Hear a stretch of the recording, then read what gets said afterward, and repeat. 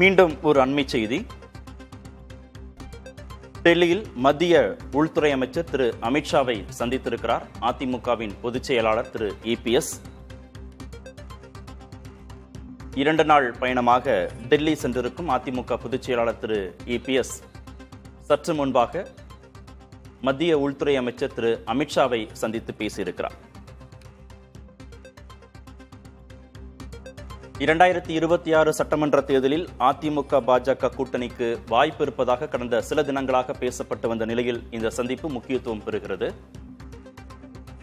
இந்த சந்திப்பில் கூட்டணி பேச்சுவார்த்தை தொடர்பாக ஏதேனும் பேசப்பட்டதா என்பது குறித்த எதிர்பார்ப்பும் அதிகரித்திருக்கிறது.